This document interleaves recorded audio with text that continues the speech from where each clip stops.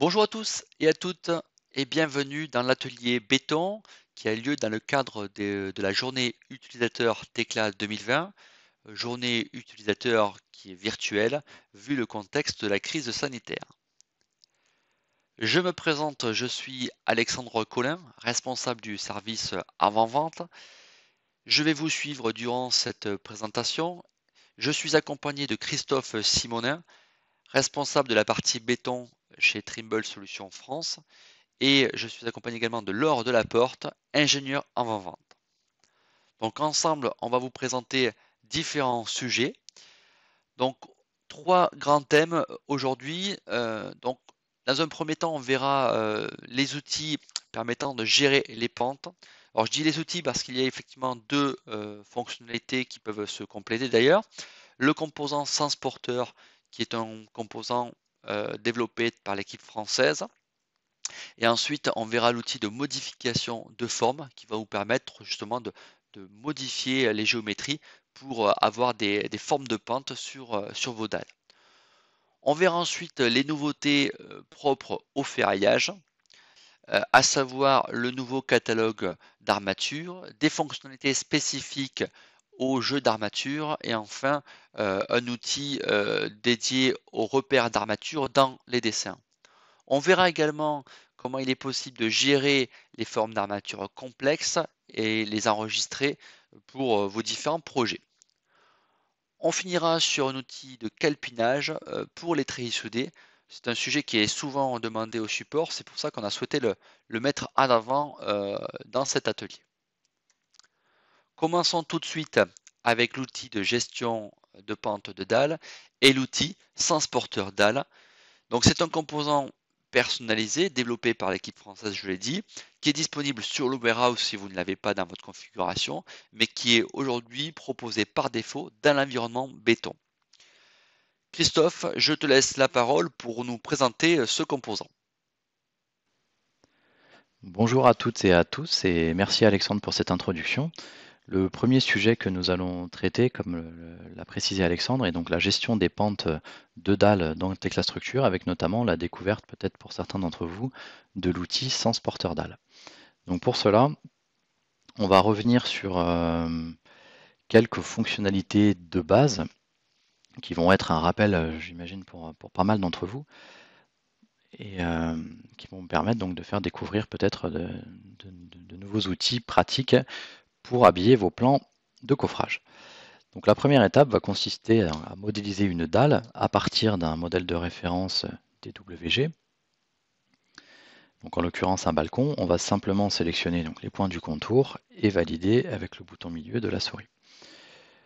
Nous allons pouvoir également donc modifier les propriétés de la dalle, notamment l'épaisseur et sa position en élévation.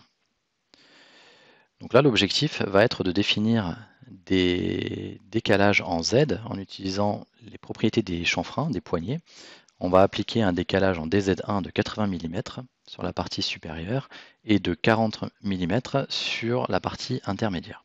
Ceci va donc nous permettre d'obtenir une pente constante sur ce balcon, comme on peut le constater ici. Il est également possible, via les attributs utilisateurs, d'ajouter une épaisseur de revêtement qui sera ensuite utilisée pour le calcul du niveau fini dans la partie plan. Donc nous allons maintenant voir ce que ça donne dans la partie dessin. Donc pour cela, on va créer un plan d'ensemble avec les configurations présentes par défaut dans l'environnement français, coffrage plancher, pour constater le résultat au niveau des étiquettes automatiques des dalles. Donc on remarque ici l'affichage du niveau brut, du niveau fini, ainsi que l'épaisseur variable, 12 à 20 cm, grâce au DZ qu'on a appliqué dans la partie modélisation. On va maintenant aller un petit peu plus loin, parce que le but va être d'obtenir justement en automatique les symboles nécessaires à l'affichage de la pente et du sens porteur.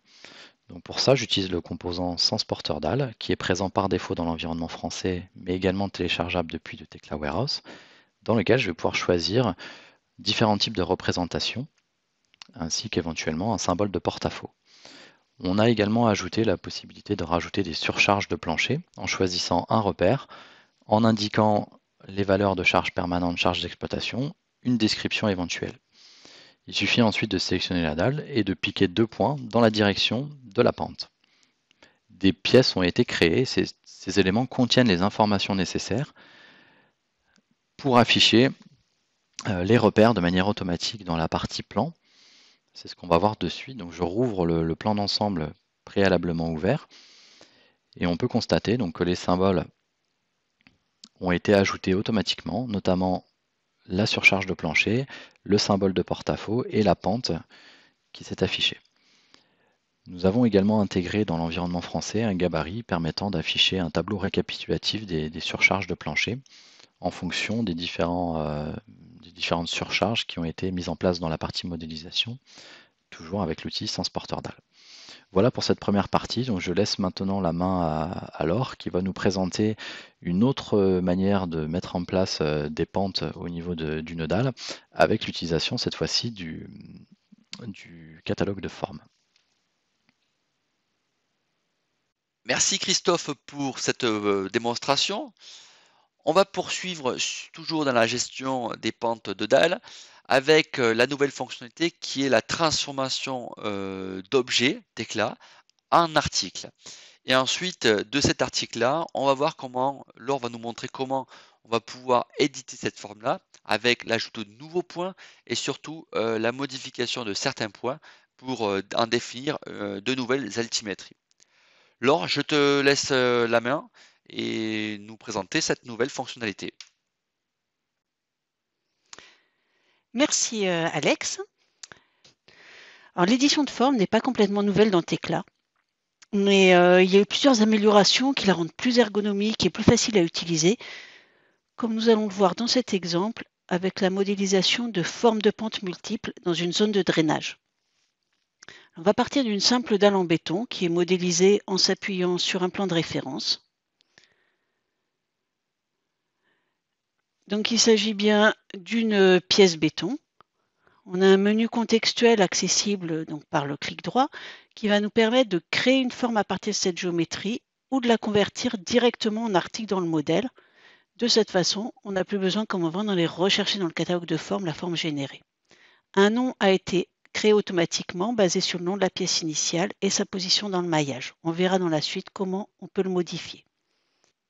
En activant la modification dynamique, lorsque l'article est sélectionné, un menu spécifique d'édition de la géométrie apparaît dans le ruban.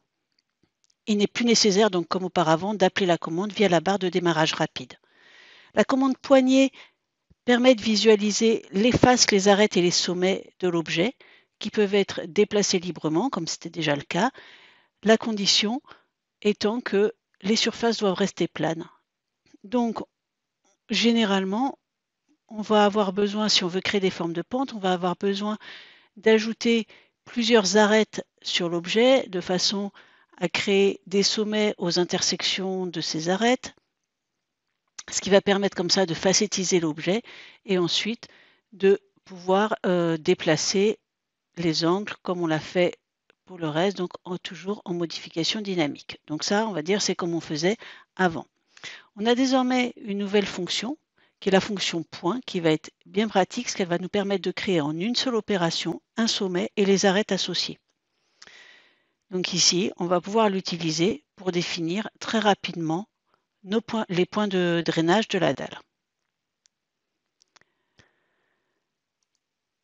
Donc, autre évolution, lorsqu'on sélectionne une poignée, on visualise ses coordonnées en X, Y, Z relativement au plan de travail actif dans la vue. Pour la déplacer, il est désormais possible d'imposer une direction sur un des trois axes. Donc ici, on commence par taper R pour travailler en relatif, puis la lettre Z pour contraindre le déplacement sur cet axe, et enfin 100 qui est la valeur de déplacement souhaitée. Et les coordonnées du point sont actualisées. Donc, on va avoir maintenant, du coup, ça va être beaucoup plus facile en fait pour déplacer, pour spécifier les déplacements, alors qu'il fallait jusqu'à maintenant entrer les coordonnées complètes d'un point pour le déplacer. Si l'on préfère travailler avec des coordonnées absolues, par exemple parce qu'on s'appuie sur un plan de référence, dans ce cas-là, on va commencer par taper A pour indiquer qu'on travaille en valeur absolue, puis Z pour donner l'axe de la même façon, et moins 2900 qui correspond au niveau souhaité dans le plan de travail actif dans la vue. Donc, une fois qu'on a fait toutes les modifications de géométrie souhaitées, on va pouvoir enregistrer la forme, soit en gardant le nom attribué par défaut, soit en indiquant un nom plus approprié qui va nous permettre de l'identifier dans des listes, sur des plans ou de la retrouver plus facilement dans le catalogue de formes de Tekla. Donc on peut voir dans les propriétés de l'objet que le nom de la forme a bien été mis à jour. Donc je vais profiter de l'occasion pour vous dire un petit mot d'une extension qui est bien pratique lorsqu'on manipule des articles dans Tekla. Il s'agit du gestionnaire de forme, ou Shape Manager en anglais. Donc elle est téléchargeable dans le Warehouse où elle est désormais installée par défaut dans Tekla. En fait, il s'agit d'une interface modernisée du catalogue de formes. On va y retrouver l'ensemble des formes que l'on peut trier par nom. Et la grande amélioration vient d'un viewer 3D qui va nous permettre de visualiser n'importe quelle forme et donc de retrouver beaucoup plus facilement ce que comporte notre catalogue d'articles. Donc on a aussi une barre de recherche, une fonction placée qui va nous permettre d'insérer directement depuis l'outil un article dans le modèle et une fonction importée qui va nous permettre donc de créer de nouvelles formes aussi directement depuis cette application, des nouvelles formes qui seront intégrées au catalogue de formes classique de Tekla. On va pouvoir aussi modifier le nom d'une forme directement en double-cliquant dessus et en mettant le nouveau nom. Ensuite, quand on referme l'extension, on pourra aller rechercher dans le catalogue de formes de Tekla et voir que la forme est bien enregistrée avec son nouveau nom. Et bien sûr, la pièce aussi, dans l'article, le nom de la forme s'est mis à jour. Voilà, on va maintenant revenir donc sur la dalle de drainage pour terminer le process en ouvrant le plan de fondation, donc un plan d'ensemble, sur lequel on va pouvoir renseigner les élévations des différents points avec l'outil code de niveau. Donc un outil qui se trouve dans l'onglet annotation. Pour mémoire, le niveau de référence des élévations, il peut être facilement paramétré dans les propriétés de la vue si on souhaite travailler avec un autre niveau de référence. Il ne faut pas hésiter à positionner la cote du niveau légèrement à côté des sommets lorsque plusieurs objets sont adjacents sur le plan afin d'éviter la confusion sur l'objet à côté. Voilà, on aura pu de cette façon créer simplement une zone de drainage là où avec la méthode DDZ, on aurait été obligé de modéliser plusieurs dalles contiguës. Merci Laure pour cette démonstration. On va poursuivre l'atelier avec les fonctionnalités plus relatives au ferraillage. Donc on va voir qu'en 2020, il existe un nouveau catalogue d'armature. Deux nouvelles fonctionnalités ont été apportées au jeu d'armature. Et enfin, dans les dessins, comment il est possible aujourd'hui de repérer et coter ces armatures. Christophe, lui, nous montrera comment traiter et gérer les formes complexes d'armature dans Tekla. Avant de commencer ces présentations, un petit rappel sur le jeu d'armature. Depuis la version 2016 est arrivé un nouveau système de ferraillage dans Tekla qui vient se superposer et compléter le ferraillage précédent, existant. Ce nouveau système d'armature est fort intéressant parce qu'il permet de mettre en place de l'armature différemment. En tout cas, vous allez pouvoir aujourd'hui, en prenant cette fonctionnalité, venir ferrailler un objet en vous rapprochant de celui-ci. Il va y avoir une reconnaissance automatique de la géométrie de l'élément et vous pourrez ferrailler cet élément en sélectionnant les arêtes que vous souhaitez. Autre point intéressant avec ce jeu d'armature, c'est que l'enrobage n'est plus géré dans l'armature, mais il est géré globalement au niveau des propriétés du projet et plus spécifiquement, si besoin, au niveau de l'objet. Bien entendu, le jeu d'armature vous permettra de rajouter un décalage supplémentaire dans les cas où cela est nécessaire. Le jeu d'armature intègre également la gestion des lits, la position des fers les uns par rapport aux autres. Et ça, donc tout ce calcul est automatiquement géré à la mise en place et en cas de modification des armatures.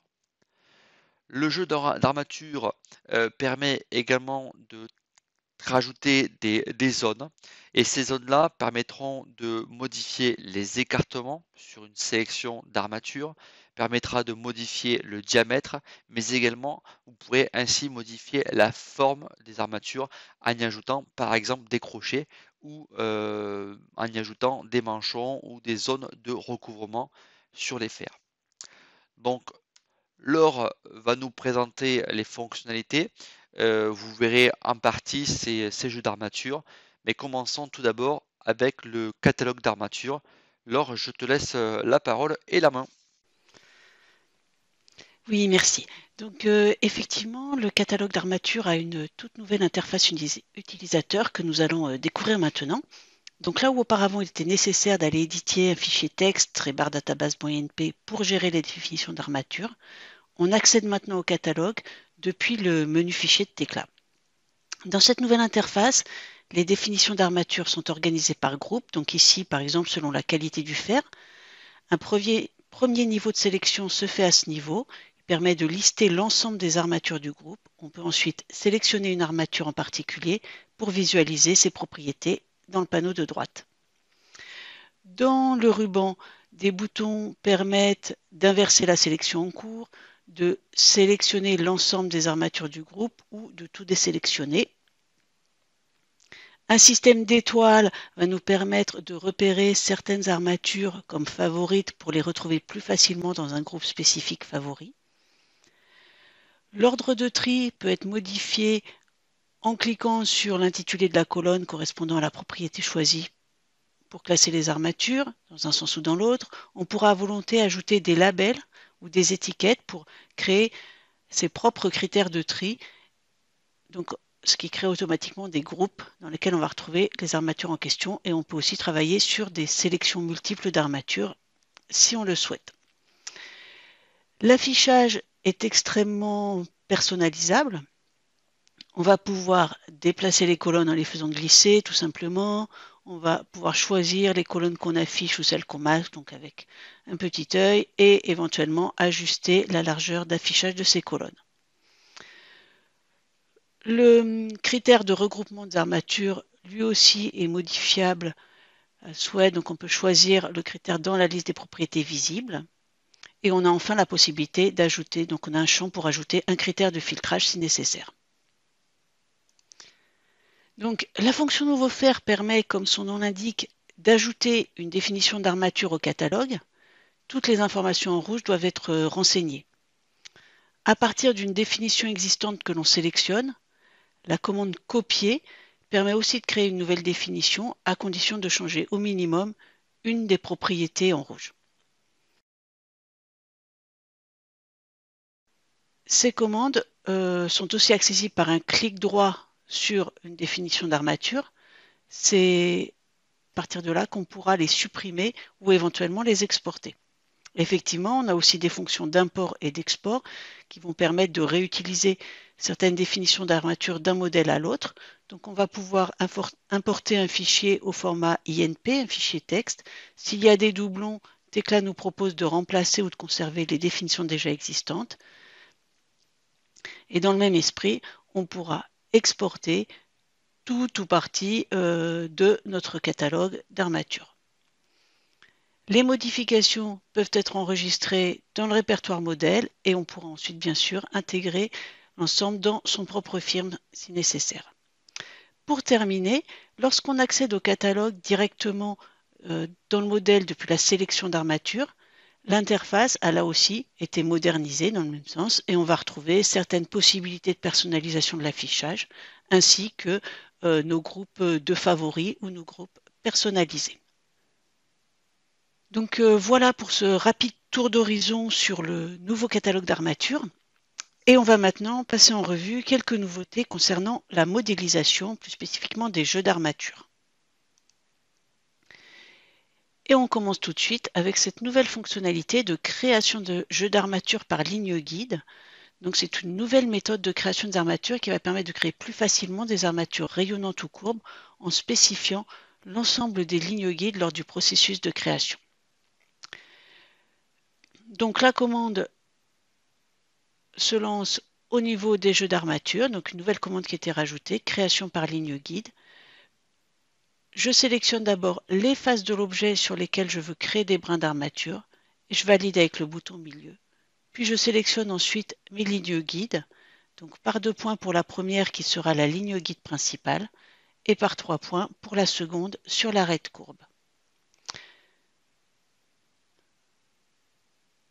Donc par défaut, les propriétés d'espacement sur la deuxième ligne guide vont être héritées des propriétés de la première et les armatures vont se positionner en éventail. Par conséquent, donc, si on vient modifier la répartition, les espacements s'ajustent automatiquement sur les deux lignes guides et on vient très facilement mettre en place ces armatures et les répartir comme on le souhaite. Cette commande va permettre aussi de créer facilement des armatures courbes. De la même façon, je sélectionne ma face. Je pourrais sélectionner aussi plusieurs faces et je vais sélectionner maintenant 3 lignes guides en fait, sur lesquelles, perpendiculairement auxquelles, va se générer l'armature courbe. Et donc on crée très facilement maintenant ce type d'armature sans avoir à revenir faire de manipulation après la mise en place comme c'était le cas auparavant.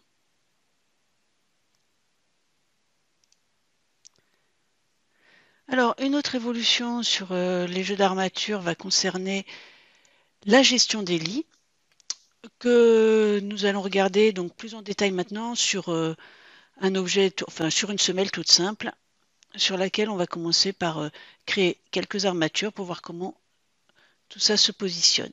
Donc avec la commande armature longitudinale, je vais commencer par créer un premier lit de barre, donc basé sur la reconnaissance de forme de la pièce.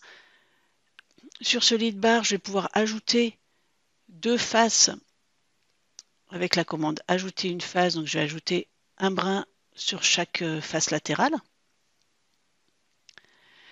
Lorsque j'active la visibilité des faces de l'armature, je vois que désormais Tekla m'affiche un numéro qui correspond au numéro de lit en fait, de chaque brin d'armature sur la face sur laquelle il est implanté. Je crée maintenant un deuxième lit de barre perpendiculaire au premier. Je vais de la même façon créer des brins sur chaque face et en profiter pour vous montrer une nouvelle méthode de création de brins sur une face qui va permettre avec le mode de sélection multiple en fait de sélectionner non pas toute la face mais de définir un contour polygonal sur lequel vont venir se créer le nouveau brin d'armature. Et ensuite je peux comme avant venir intervenir sur cette face en modification dynamique et la modifier très facilement. Voilà, c'était une petite aparté, montrer une nouvelle fonctionnalité aussi dans la création des armatures. Comme précédemment, les numéros des lits s'affichent pour ce nouveau jeu d'armature. Le brin d'armature sur la face inférieure, sur la nappe inférieure est sur le deuxième lit et les brins latéraux sont sur un premier lit. Pour modifier éventuellement cet ordre des lits, j'ai désormais à ma disposition dans la barre d'outils contextuelle 4 boutons qui vont me permettre de déplacer le jeu d'armature d'un lit vers l'intérieur ou l'extérieur ou directement avec les boutons d'extrémité d'aller sur le lit le plus extérieur ou sur le lit le plus intérieur. Je vois que le numéro de lit dans les propriétés du jeu d'armature est défini par défaut sur auto. Je peux le changer manuellement, un peu comme ce qu'on pouvait faire avant, mais il va systématiquement revenir sur auto après. C'est en fait la bonne façon maintenant de définir les lits, ça va être par ces boutons de la barre d'outils contextuelle. Ce principe fonctionne aussi, peut s'appliquer aussi sur les faces des jeux d'armature, donc brin par brin, on va pouvoir traiter brin par brin. Je regarde là sur une armature, j'ai créé un cadre, une armature transversale que je viens recouper avec 2 séparateurs pour créer 2 séries de U.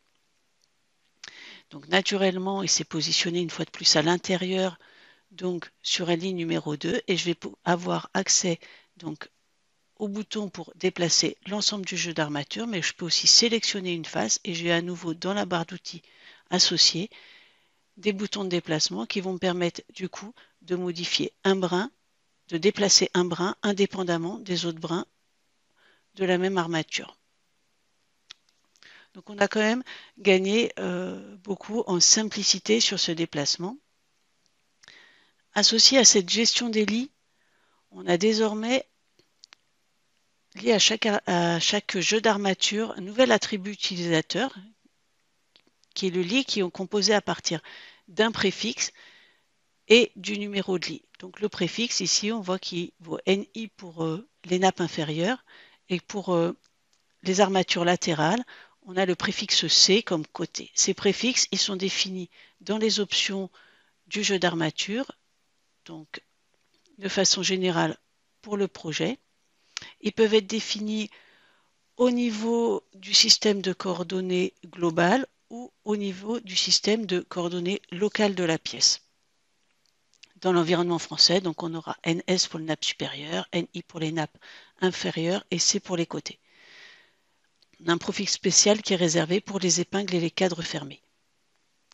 Dans les propriétés de la pièce, on pourra choisir de travailler dans le système de coordonnées locales. Et dans ce cas-là, on peut voir que les informations de lit sont mises à jour. Donc ici, pour le jeu d'armature avec les deux U, on va voir une information variable car ils sont sur des phases différentes qui sont différenciées dans le système local de la pièce. Pour la nappe inférieure, le préfixe va désormais être D puisqu'il correspond à la phase d'origine dans le système de coordonnées locales. On peut définir des préfixes spécifiques au niveau de la pièce pour une pièce en particulier. On a aussi la possibilité, au niveau d'une pièce, de différencier les enrobages selon les phases d'une pièce en béton. Les valeurs générales, elles sont définies dans les options et on va pouvoir aussi les définir ponctuellement. Par exemple, ici, en modifiant au niveau de la pièce l'enrobage sur les côtés de la semelle.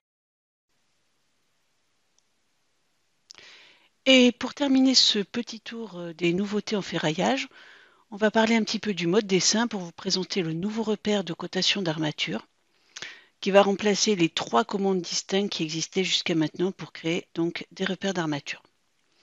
Donc ici, je vais commencer par ouvrir un plan de ferraillage de poutres sur lequel donc volontairement les armatures n'ont pas encore été cotées.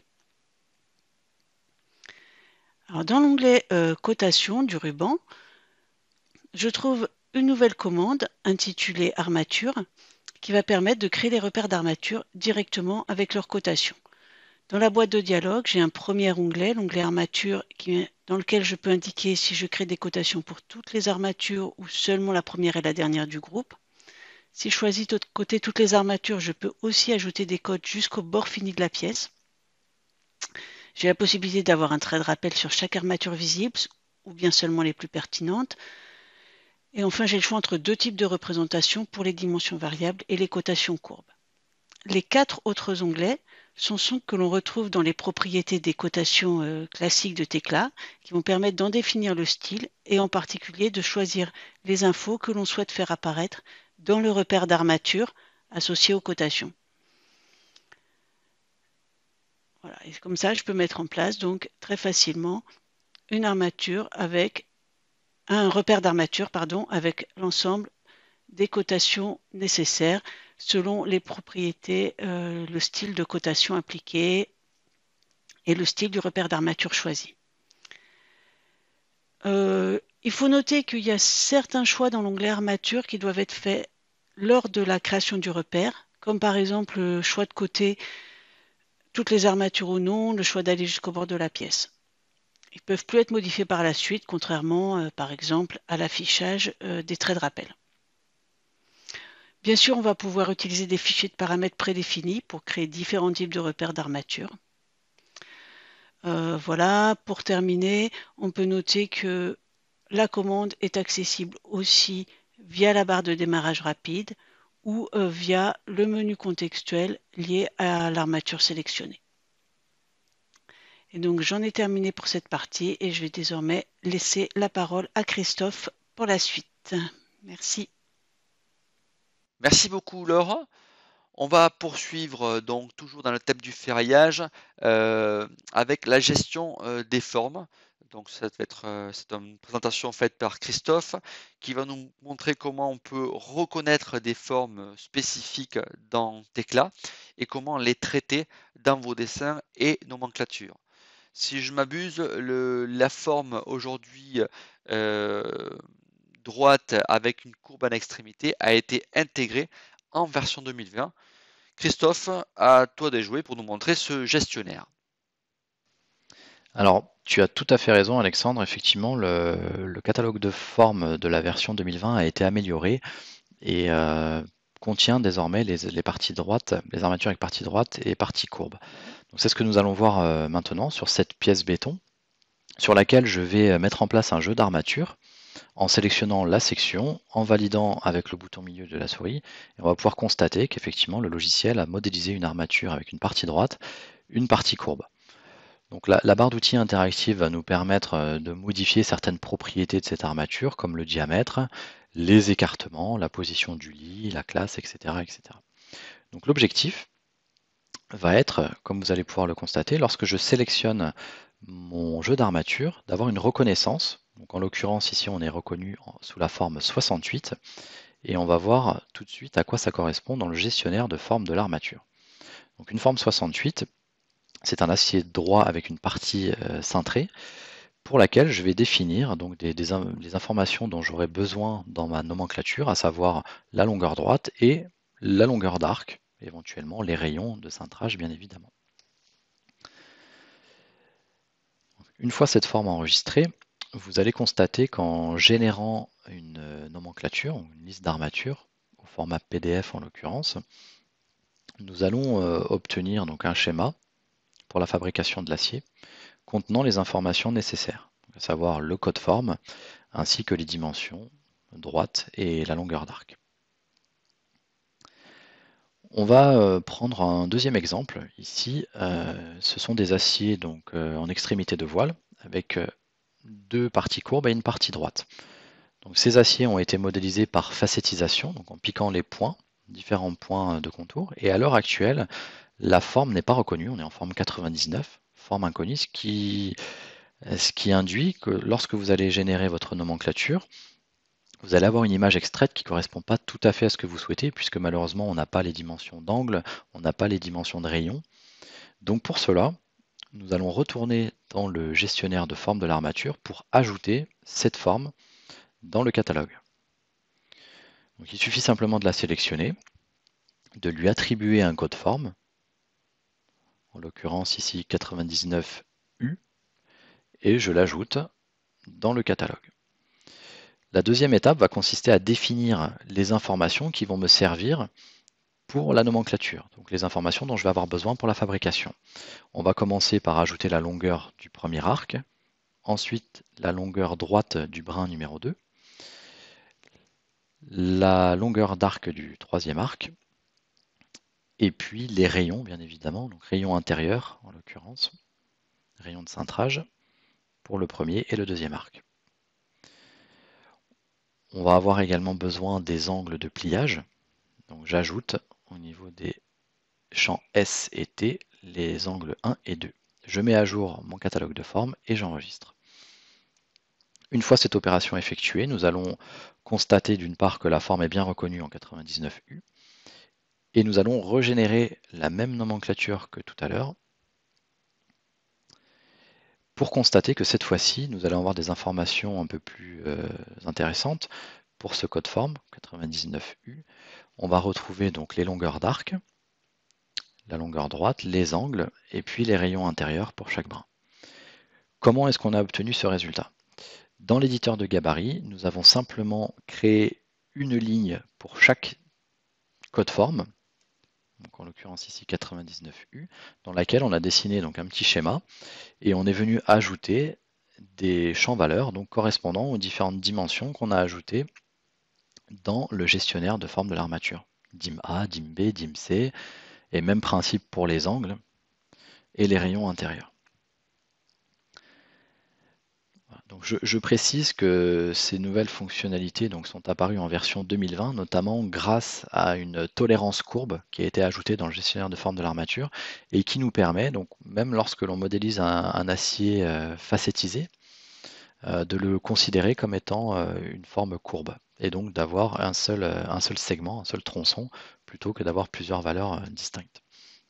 Donc voilà pour cette partie relative aux armatures droites et courbes. Et je laisse donc Alexandre poursuivre la présentation. Merci Christophe pour cette fonctionnalité. Fonctionnalité qui est quand même dédiée à ceux qui vont configurer le logiciel pour les différents utilisateurs dans l'entreprise. On va poursuivre et finir sur le dernier sujet qui est les treillis soudés. Donc on va vous présenter un outil de calpinage de treillis soudés. Donc c'est un composant qui va vous permettre de faire de la mise en plan de vos panneaux dans vos dessins.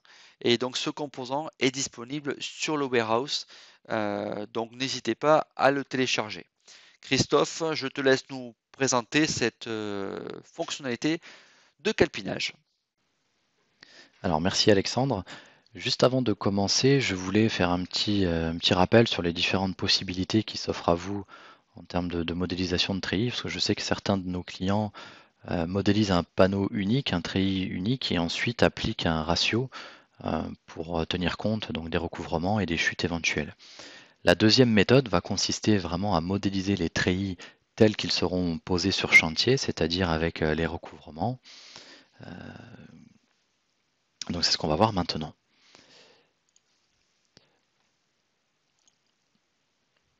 Donc toujours sur ce modèle, on va se focaliser sur une dalle en particulier.